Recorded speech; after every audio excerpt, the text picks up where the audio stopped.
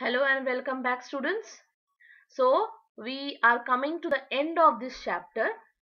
So, yesterday we saw how Britishers took over all the territories, starting from east to from the middle of the India to the west. So, अभी यहाँ पे देखे the claim of paramountcy. Paramountcy का मतलब क्या है? पूरा जो एक्सट्रीम जो पावर होता है, पैरामाउंसी मतलब पूरा राज्य उनके हवाले हो चुका था almost. It was clear from the above that the early 19th century of the company pursued an aggressive policy of the territorial expansion. Aggressive थे वो, काफी सारे टेरिटरी को वो हड़पना चाहते थे. So, under Lord Hastings, Governor General, from 1813 to 1823, a new policy of paramountcy was initiated. Now, the company claimed that its authority was paramount or supreme. Supreme power, सब power उनके पास. From administrative to financial to agriculturally, सारी जो चीजें हैं उनके हाथ में था. Hence, its power was greater than Indian state. Indian state का अपना जो पावर था वो अभी कुछ नहीं रहा. ना कोई राजा, ना कोई रूलर, ना कोई नवाब, ना कोई मराठा, कोई पेशवा, किसी के हाथ पे नहीं था. Every kingdom was annexed by British. सारे राज्य को उन्होंने हरण कर लिया और उन्होंने अपना पावर जस्टिफाई कर दिया और वो सुप्रीम पावर बन गए. They became the powerful. So, in order to protect its interest was justified in annexing or threatening and annexing Indian kingdom. This view continued to guide later British policy as well. This process, however, did not unchanged. For example, when British tried to annex a small state of Kittur in Karnataka today, Rani Champanan took arms and led an anti-British resistance movement. सबने कोशिश की. यहाँ पे एक छोटा सा किट्टूर, एक छोटा सा स्टेट था कर्नाटक में. जब उन्होंने कर्नाटक को एक छोटे से छोटे जगह को उन्होंने हासिल करने की कोशिश की, रानी चन्नामा टुक द आर्म्स. उन्होंने भी आर्म्स उठा लिया था और अपना एंटी ब्रिटिश रेजिस्टेंस चलाया, लेकिन वो भी ज्यादातर नहीं चल पाया. वो कितना रोकते, इतने ब्रिटिश पावरफुल हो गए थे, वो कितना रोकते वो भी नहीं रोक पाए और धीरे धीरे करके ब्रिटिशर्स ने सारी चीजों को डिस्ट्रॉय कर दिया और उसको अपना जगह बना लिया. सो ये सारी जो चीजें हैं धीरे धीरे करके आप देख रहे हो, ब्रिटिशर्स धीरे धीरे करके ऑल ओवर इंडिया में राज करना शुरू कर दिए. You take any book, you take any instance of the freedom fighters, आपको यही चीज दिखाई देगा कि ब्रिटिशर्स के खिलाफ जो हमारी जंग थी, ब्रिटिशर्स के खिलाफ जो हमारी लड़ाई थी, जो 200 साल तक चली थी, दैट वाज द बिगेस्ट, क्या कहते हैं, लड़ाई जो है to get the freedom. Okay, ये सारी लड़ाई चल रही थी. You will later see in this book. In the late 1830s, the East India Company became worried about Russia. East India company एक चीजों से डरने लगी, वो है रशिया से. Because Russia was a huge country and उनका अलग ही टेक्निक था, तो वो एक थ्रेट था ब्रिटिशर्स के लिए. It imagined that Russia might expand across Asia and enter India from the northwest. Driven by this fear, the British now wanted to secure their control over the northwest. मतलब India को तो almost उन लोगों ने हासिल कर लिया था. इंडिया एज इन तब पूरा इंडिया था, एज इन पाकिस्तान भी उसके अंदर था, बांग्लादेश भी था, भूटान, नेपाल, ये सारे as a subcontinent it was a big. So उन्होंने सोचा कि अगर रशिया यहाँ पे आ गया तो रशिया तो काफी बड़ा और पावरफुल कंट्री है, वो अगर आ जाते हैं तो हमें बड़ा मुश्किल हो जाएगा और इंडियंस रशियन को ही सपोर्ट करेंगे, क्योंकि आफ्टर वो एक एशियन कंट्री है. हम लोग है यूरोपियन कंट्रीज एंड वो एक एशियन कंट्री है, वो एशियन कंट्री को ही सपोर्ट करेंगे. सो ये एक उनमें डर था. Driven by the fear, the Britishers now wanted to secure the northwest. Northwest मतलब ये जो आपका अफगानिस्तान, कजाकिस्तान, ये जो एरिया है, अब उनको भी वो हासिल करना चाहते थे. They fought a prolonged war with Afghanistan between 1838 to 1842 and established direct company rule there. Sindh was taken over in 1843. Next line of Punjab, but the presence of Maharaja Ranjit Singh held back the company. सब कुछ हुआ। सिंध से लेके मतलब आपको कह सकते हो पाकिस्तान, अफगानिस्तान, ये जो पूरा एरिया है नॉर्थ वेस्ट का एरिया, ये भी उन्होंने कैप्चर करने की कोशिश की। लेकिन पंजाब में उस टाइम पे रूल था महाराजा रंजीत सिंह का। Maharaja Ranjit Singh was a brave warrior, तो उनका रूल था, उन्होंने उस टाइम पे कंपनी को रोका।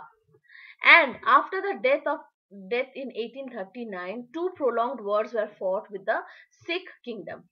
सिख किंगडम ने भी अपना हथियार उठा लिया था और उनके साथ भी एक लंबी लड़ाई चली। लेकिन अल्टीमेटली जब महाराजा रंजीत सिंह का डेथ हो गया, उसके बाद पंजाब को भी उन्होंने पूरा हासिल कर लिया। Now the two important things here we can see, one was the subsidiary alliance. याद है आपको क्या बताया था कि no one, a company or sorry a state cannot have its own rule of army. ये हम लोगों ने पढ़ा था सब्सिडियरी अलायंस में। तो नेक्स्ट थिंग जो हम लोग पढ़ने वाले हैं that is doctrine of lapse. Both are very important, very important. Okay, the final wave of annexation occurred under Lord Dalhousie, who was the Governor General from 1884 to 1856. He devised a policy that came to be known as the Doctrine of Lapse. इसी से Lord Dalhousie से ये आया था the doctrine of lapse. The doctrine declared that if Indian ruler died without male heir, his kingdom would lapse, that is, become a part of the company territory. One kingdom after another was annexed simply by applying the doctrine. So ये doctrine of lapse का क्या था कि अगर कोई राजा मर जाता है और उसका हायर मतलब उसका जो नेक्स्ट जनरेशन या फिर उसका कोई बेटा नहीं होता है संभालने वाला उसका राज्य, अगर कोई उस और राजा ने किसी को नेक्स्ट हायर बना के नहीं रखता है तो वो तुरंत कब्जा कर लिया जाएगा. इसका यही मतलब होता है कि डॉक्ट्रिन ऑफ लैप्स में क्या कहा कि फॉर एग्जाम्पल छोटी सी छोटी चीजें, जैसे एक राजा उसने अपना नेक्स्ट हायर किसी को बनाया नहीं है, एज इन कोई मेल कैंडिडेट नहीं है उसका राज्य संभालने के लिए, तो वो तुरंत जाएंगे, राजा तो मर गया तो उसको एनेक्स कर लिया. सो ये ऐसे कर करके धीरे धीरे करके उन्होंने one after the other kingdom को एनेक्स करना शुरू कर दिया by applying doctrine. Satara, Sambalpur, Udaipur, Nagpur and Jhansi. धीरे धीरे डॉक्ट्रिन ऑफ लैप्स. झांसी का भी अभी स्टोरी आएगा, जब झांसी की रानी की जब स्टोरी आएगी तब आपको पता चलेगा डॉक्ट्रिन ऑफ लैप्स कैसे करके वो लोग यूज करते थे. Finally, in 1856, the company also took Awadh. This time the British added a argument. They said they were obliged by duty to take over Awadh in order to free the people from the misgovernment of the Nawab. Encouraged by humiliating way in which the Nawab was disposed, the people of Awadh joined the Great Revolt that broke in 1857. इन्होंने ये किया कि अवध का जो जगह था उन लोगों ने पूरा हासिल कर लिया और उन्होंने ये कहा कि आपके जो नवाब है वो आपको गलत तरीके से गवर्नमेंट का इस्तेमाल कर रहे हैं, गवर्नमेंट के फाइनेंसेस को यूज कर रहे हैं और उससे बेटर हम हैं, जिनको पता था कि ऐसा नहीं है, but they were strong and they annexed that part too. So यहाँ पे हम लोगों ने बहुत सारी चीजें देखी. Now you can see by this you know India's map. ये था इंडिया का मैप यू नो बिफोर 1947 या उसके बहुत पहले. सो ये देखो एरिया, ये पहले का, ये बाद में धीरे धीरे करके कैसे starting from Madras areas under British rule. समझ में आ रहा है? Areas not under British rule. ये रेड पार्ट जो है ये ब्रिटिश रूल नहीं था, ये छोटे सी जगह से उन्होंने स्टार्ट किया. सी फ्रॉम कैलकाटा बनारस होके ये निकल रहा है, धीरे धीरे करके ये पूरा फैलता जा रहा है. See they all captured this place. So you saw this map. See what is the difference. यहाँ पे लिखा है अच्छे से, yellow part is the areas under British rule and areas not under British rule.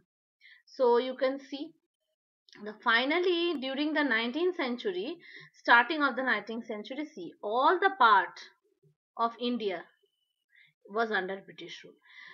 So you can see the whole part is under British rule, and it expanded in the territorial power expanded.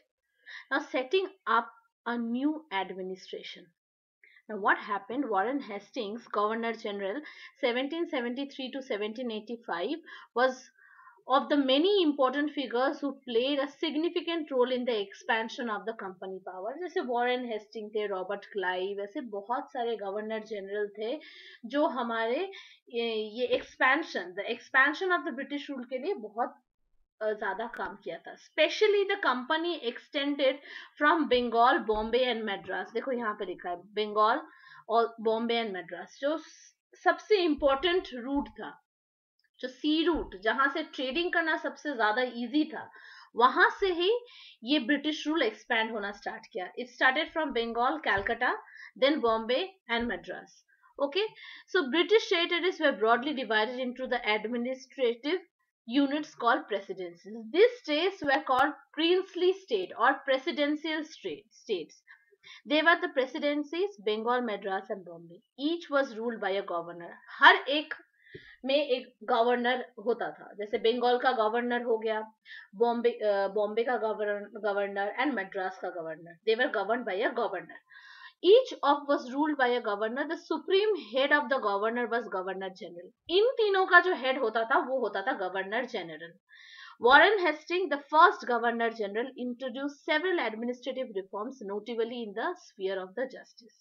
ये justice governor general जो है बहुत सारे different laws and justice के लिए बहुत सारे different formulas apply करने लगे. उसमें सबसे इम्पोर्टेंट था कि court, there should be a court, like first it should be a civil court and a criminal court, जिनका उन लोगों ने नाम दिया फौजदारी अदालत and दीवानी अदालत. Maulvis and Hindu Pandits interrupted Indian laws for the European district collectors who preside over civil. Now इनका क्या था कि इन लोगों ने कहा कोर्ट रूम तो बन गया, सब कुछ ठीक है, लेकिन बहुत सारे ऐसे रूल्स एंड रेगुलेशंस आते हैं जो हिंदू एंड मुस्लिम के बिल्कुल अलग है. हिंदू लॉ अलग होता है, मुस्लिम लॉ अलग होता है. तो ऐसे दोनों का कोई ऐसा लॉ होना चाहिए जिसमें दोनों ही अमल कर सके. Now till date in India, Hindu law and Muslim law is totally different.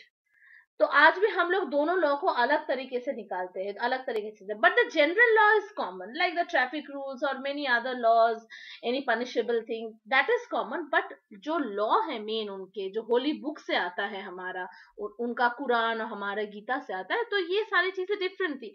तो इन लोगों ने सोचा फिर there should be a simple way. So यहाँ पे क्या हुआ, supervision of the collectors. What Warren Hastings did was a major problems of Brahman Pandits gave different interpretation of local law based on different schools of धर्म शास्त्र.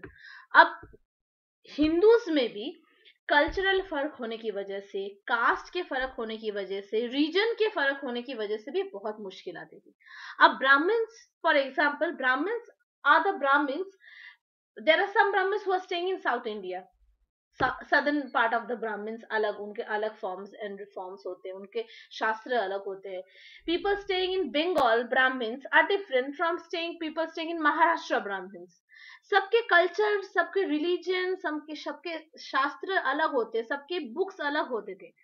हमारा Holi book तो हमारा गीता होने के वजह से ही सारी चीजें सेम थी, बट कुछ कुछ चीजें चेंज होने लगी.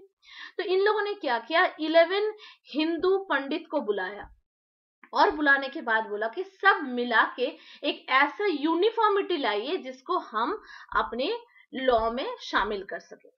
Then the same thing happened with the Muslims also. Under the Regulating Act, the 1773, a new Supreme Court was established. ये सब कुछ मिला के नया सुप्रीम कोर्ट बनाया गया. And the first Supreme Court, the सरदार निजामत अदालत, was also set up at Calcutta. Calcutta में फर्स्ट सुप्रीम कोर्ट भी बनाया गया. अभी हमारा सुप्रीम कोर्ट किधर है? हमारा अभी सुप्रीम कोर्ट दिल्ली में है, न्यू दिल्ली में. The principal figure is an in an Indian district was the collector. एक बहुत ही इंपॉर्टेंट फिगर था कलेक्टर. कलेक्टर का काम क्या होता था? they were given the title of collector. Collector मतलब जो collect कर सके हर जगह से. तो यहाँ से इनका मेन काम क्या होता था? टैक्स रेवेन्यू कलेक्ट करना, maintain law and order in the society with the help of the police and जजेस एंड बाकी सारे ऑफिसर्स, जहाँ जैसे यहाँ पे कहा है in the district with the help of जजेस, पुलिस ऑफिसर्स एंड दरोगास, उनके हेल्प से कलेक्टर ये सारे काम करते थे. His office, the collectorate, became the new center of power and patronage that steadily replaced previous holders of the authority. पुराने जो होल्डर्स थे, जो अथॉरिटी के जो मेन थे, कोई हिंदू थे, कोई मुस्लिम थे, जो जैसे थे उनको हटा दिया गया और नए कलेक्टरेट बन गए. और जनरली वो जो हेड ऑफ द डिपार्टमेंट होते थे वो ब्रिटिशर्स होते थे. Now the company army. Colonial rule in India brought in new ideas of the administration and but the power rested in military strength. देखो, कुछ भी हो जाए, सबसे पावरफुल होता है हमारा मिलिट्री स्ट्रेंथ. एक कंट्री का अगर मिलिट्री स्ट्रेंथ अच्छा नहीं हो तो वो country as usual it will be not that powerful comparative to different countries. जैसे इंडिया में आज हमारा military strength is one of the powerful and कहते हैं कि वर्ल्ड का 3rd ranking army and military service है हमारे. सबसे पहले यूएस है आर्मी, उसके बाद कहते हैं कि जर्मन या फिर रशियन आर्मी है, उसके बाद इंडिया का ही नाम आता है. सो ऐसे बहुत सारी चीजें थी. यहाँ पे सबसे पहले देखा गया है कि पहले जो हमारे आर्मी थे, सबसे स्ट्रॉन्गेस्ट आर्मी ब्रिटिशर्स से पहले थे हमारे पास मुगल आर्मी, जो घुड़सवार और जो इन्फेंट्री और अलग अलग चीजों के साथ वो लोग लड़ाई करते थे. और स्पेशली फुट सोल्जर्स होते थे, मतलब हाथों हाथ लड़ाई करने वाले सोल्जर्स होते थे. और they used to travel by foot and उनकी जो लड़ाई होती थी वो तलवार से हो, सोर्ड हो, या फिर भाले से हो, या फिर कोई भी चीजों से वो लोग हाथों से लड़ाई करते थे. And there were people who were travelling by horses और बाय एलिफेंट. सो ये सारी होती थी. और इन लोगों ने क्या किया था, मुगल आर्मी ने क्या किया था, पहले भी हम लोगों ने 7th में पढ़ा था कि उन लोगों ने बहुत सारे पीजेंट्स को, मतलब बहुत सारे किसान को उन लोगों ने अपने आर्मी में शामिल किया था. जहां जहां जाने की उनके घर के जो हेड ऑफ द फैमिली थे उसमें से जो फर्स्ट मैन था उनको लेके आने के बाद उनको आर्मी में शामिल करते थे. So the same policy the company also applied. What they did is the rural areas they had large number of armed peasants and local zamindars often supplied the Mughals with पैदल soldiers. पैदल soldiers मतलब foot soldiers, पैदल चलने वाले. तो बहुत सारे जमींदार थे, जमींदारों से क्या किया, they applied the same process. जमींदारों के पास गए कि आप लोगों के पास पुराने मुगल सोल्जर्स जो हैं उनको दोबारा बुलाइए या फिर नए नए पीजेंट्स को बुलाइए जिनको हम आर्मी की ट्रेनिंग देंगे. Now, a change occurred in 19th century when the Mughal successor states like Awadh and Banaras started recruiting peasants into their armies and training them as professional soldiers. The East India Company adopted the same method when it began recruit for its own army, which came to be known as Sepoy Army with the Indian word Sipahi meaning soldier. उन लोगों ने क्या किया, अपना army बनाना शुरू किया. इनके जैसे मुगल आर्मी के जैसे खुद भी पीजेंट्स को बनाना शुरू किया. और क्योंकि हम सिपाही कहते थे अपने सोल्जर्स को तो उन लोगों ने कहा इसको सिपॉय आर्मी, ताकि एक इंडियनाइज नाम हो और साथ में ये लोग ज्यादा से ज्यादा पीजेंट्स जुड़ सके. As warfare technology changed in 1820s, the cavalry recruitments of the company armed declined. Recruitments का मतलब है नए से नए लोगों को काम में डालना. तो थोड़ा बहुत टेक्नोलॉजी का तो चेंज हो ही चुका था तब लेट 18th सेंचुरी या फिर 19th सेंचुरी में काफी ज्यादा टेक्नोलॉजी वाइज काफी ज्यादा इम्प्रूव हो चुका था. देन इस टाइम में क्या हुआ, the British empire was fighting in Burma, Afghanistan and Egypt, where soldiers were armed their muskets and matchlocks. The soldiers in the company army had to keep pace with changing military requirements and infantry regiments. How more important? Muskets and matchlocks क्या होता है, heavy gun. वो जो पहले के जमाने में ऐसा गन हुआ करता था, इट वॉज सो हैवी कि एक इंसान उसको उठा नहीं पाता था. उस बार एक ही गोली चलती थी, मतलब कोई उसको शोल्डर में रखता था और पीछे की तरफ कोई और होल्ड करता था और उसमें से एक ही बार गोली चलती थी. और उसके बाद फिर से उसमें गन पाउडर भरना पड़ता था। तो ऐसे बहुत सारी चीजें, it was a heavy gun, और ये सारी चीजें आ गए थे तब late 18th century 19th century में। तो ऐसे चीजों से उनको कंपनी ने उनको सिखाया कैसे करके आर्म्स के साथ कैसे लड़ाई की जाती है। In the early 19th century, British began to develop uniform military culture. Soldiers were given something new that you can see here. You can see these pictures. Increasingly subjected to European style training. अब यहाँ के soldiers जैसे training होता था उनका, उन लोगों ने कहा कि हमारे यूनिफॉर्मिटी लाना है। मुगल ने अलग तरीके से ट्रेन किया है, मराठा ने अलग तरीके से ट्रेन किया है, सब ने अलग अलग अपने तरीके से ट्रेन किया है, लेकिन हम ब्रिटिशर्स हैं, हमारे तरीके ही अलग होने चाहिए। तो हम इंडियंस को अपने तरीके से ट्रेन करेंगे। अब देखो यहाँ पे समझ में आ रहा है कि this is an Indian but wearing the uniform of a British soldier. You can see that ये एक घुड़सवार है, a savar of Bengal in the service of the company painted by an unknown Indian artist। यहाँ पे बताया एक घुड़सवार है बंगाल में, लेकिन ऐसे ही सबको यूनिफॉर्म दिया जाता था, ऐसे ही ब्रिटिशर्स जैसे लुक दिया जाता था, but they were Indians, but they were doing work for the British army. Drill discipline regulated their life far more than before. पहले ये सारी चीजें नहीं होती थी, अभी जैसे ड्रिल होना, प्रॉपर डिसिप्लिन में रहना, ये सारी चीजें शुरू हो गई। Often this created problems since the caste community feelings were ignored by the building of force and professional soldiers. Could individuals so easily give up their caste and religion feelings? Could they see themselves only as soldiers, not as members of the community? कुछ कुछ लोगों को ये लगने लगा कि क्या हम इतने ही ज्यादा ब्रिटिशर्स के हाथों बिक चुके हैं, या फिर हम अपने आप को उनके तरफ डाल चुके हैं कि हमारा अपना कोई कम्युनिटी नहीं है, कि हमारा अपना कोई भी सोच नहीं है। ब्रिटिश जैसे बोले, हम इंडिया में रहते हुए अपने लिए नहीं काम कर रहे हैं, एक बाहर से विदेश से कोई आके हमें अपने इंडियंस को काम करा रहे हैं। क्या हमारी फीलिंग्स नहीं है? क्या हमारा कोई कम्युनिटी नहीं है? So they started, what did the sepoy feel? How did they react to the changes of their lives and identity, that their sense who were? The revolt in 1857 gives us a glimpse of the world of sepoys. You will read it about in the revolt in chapter 5. ये जो सिपाही जो थे सारे, इन लोगों ने revolt किया Britishers के खिलाफ, और ब्रिटिशर्स के खिलाफ रिवॉल्ट करने से स्टार्ट होता है हमारा सिपाही म्यूटिनी, जो अभी नहीं, जब चैप्टर 5 में पढ़ोगे तब सिपाही म्यूटिनी शुरू होगा, तब आपको समझ में आएगा कि सिपाही जो ब्रिटिशर्स के लिए ही लड़ते थे, लेकिन उनको कितना कुछ सामना करना पड़ा, उसकी वजह से सिपाही ने क्या किया, ब्रिटिशर्स के खिलाफ चले गए, उनके आर्मी के काम करते ही उनके खिलाफ काम करने लगे। So ये सारी चीजें हैं जो हम धीरे धीरे जानेंगे। Now we come to the conclusion of this chapter. Thus East India Company was transferred from a trading company to a territorial colonial power. एक ट्रेडिंग कंपनी से एक टोटल पावरफुल colonial पावर वाला कंपनी बन गया। Arrival of new steam technology early 19th century also added this process.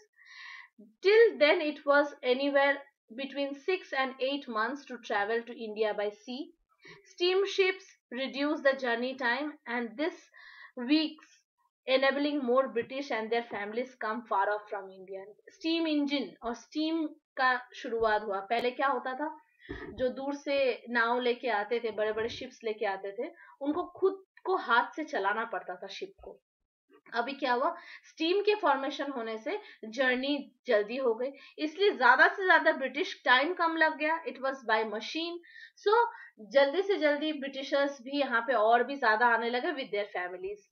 by 1857 the company came to exercise direct rule about 63% of the territory and 78% of the population of Indian subcontinent. मतलब 100% में से 63% territory Britishers के पास चले गए थे, और 78% population India का subcontinent में उनके अंडर आ गया था। तो बचा कितना, इतना ही छोटा सा अमाउंट बचा था। Combined with this indirect influence on the remaining territory and population of the country, East India company has virtually the whole India under its control. अब ईस्ट इंडिया एक छोटी सी कंपनी जो इतना बड़ा साबित हो गया, उसके अंडर इंडिया का पूरा कंट्रोल चला गया और ब्रिटिशर्स ने सब कुछ अपने हाथों में ले लिया. Everything, a small person to a big trade, सब कुछ अभी उनके हाथों था. उनके परमिशन के खिलाफ हम कुछ भी नहीं कर पाते थे. So this was the end of this chapter. I hope it was very interesting chapter, because ये चैप्टर में हमें समझ में आया कि ब्रिटिशर्स ने क्या क्या चेंजेस लाए और धीरे धीरे करके कैसे ह्यूज अचानक से उन लोगों ने चेंज लेके आ गए. सो ये chapter, this chapter was very important chapter, and please go through this chapter and try to do the question answers, as I will give you more work to do. Now you will see from upcoming chapters, you will see more and more, brutal thing of the British. How did they torture us? How did they do everything with us? With all the things we will do in the next chapter.